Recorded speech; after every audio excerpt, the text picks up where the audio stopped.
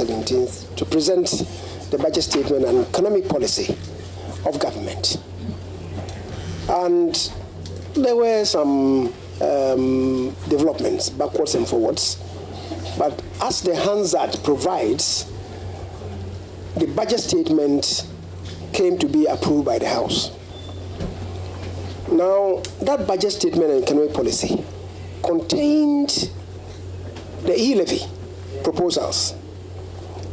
Parliament approved of the budget statement and economic policy. What it means is that Parliament approved of it, the e-levy, in essence, when approved of the budget statement and economic policy. Now, subsequent to that, as I've told you, the anticipation is that the revenue stream will feed into the consolidated fund. Now, from the consolidated fund, the anticipated revenue, we have made allocations to the various ministries, departments, agencies, and sectors of the economy, including the constitutional and statutory creatures.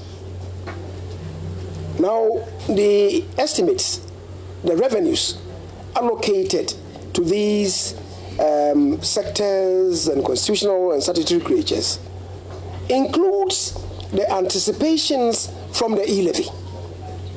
Referrals were made to the various committees who went and considered these allocations, the estimates of revenues and expenditures. They submitted their reports, and when the reports came to Parliament, the entire House approved of these estimates made to the various sectors, the MDAs, the constitutional and statutory bodies. We approved of them by consensus and some by unanimity. After we had done all these things, as a second step, we came to the third step. The third step was the amalgamation, the consolidation of all these estimates into what we call the appropriations bill. The appropriations bill was referred to the Finance Committee. The Finance Committee composed of members from both sides of the House. And when they went to consider the appropriations bill, fed by revenues, including the e-levy tax revenues, the Finance Committee came to report to the House that there was no disagreement and that the House should approve of their report unanimously. Remember that day when the chairman of the Finance Committee, the Honorable Kogu Kwarteng, submitted the report of the Finance Committee, and seconding the report, the ranking member then suggested that because there was no disagreement whatsoever, nobody should be given the opportunity to speak to their report. We should adopt the report of the Finance Committee on the Appropriations Bill unanimously. And that indeed is what Parliament did. Now, because the e-levy is a new tax that is being introduced, it must be foundationed on the appropriate legal regime, which is the e-levy bill that we dealt with today. Now, fancy the situation having undertaken these three exercises. 1, approving the budget. 2, approving of the various estimates. And 3, the passage of the appropriations bill. Could anybody turn around to say that we disapprove of the law to support the e-levy that we have already approved of in these 3 enterprises, these 3 transactions that already were done? What would have been the input? The implication would have been, 1, either Parliament didn't understand what they were doing, which is why we had passed those 3 stages, or perhaps we had no idea the import of that exercise of passing the e-levy bill. I'm happy that today, having listened to them, and you were there in the chamber, I'm not too sure that the insistence was that the e-levy is a nuisance, let's jettison it. If you listen to the minority leader, for instance, and I want to quote him, the He said e-levy, the ranking member, he said the e-levy alone cannot cure all our problems. When he was talking about the Akubam issue, he said the e-levy alone cannot cure all our problems. What does this mean? By necessary implication, it means that the e-levy can cure some problems, which means that he admits that it's good somehow. But then the minority leader then added that we should come with a more comprehensive policy. So it means that they admit that it is good, but perhaps it's not an excellent piece of legislation. So you move from the known to the unknown. Is that not the case? So distinguished colleagues, I think we've done what is good for the country. But as a House, we should also position ourselves to monitor the proceedings. It's been quite a while.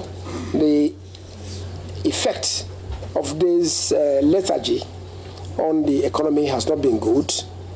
Over the past 3 months, there was considerable uncertainty about our revenues.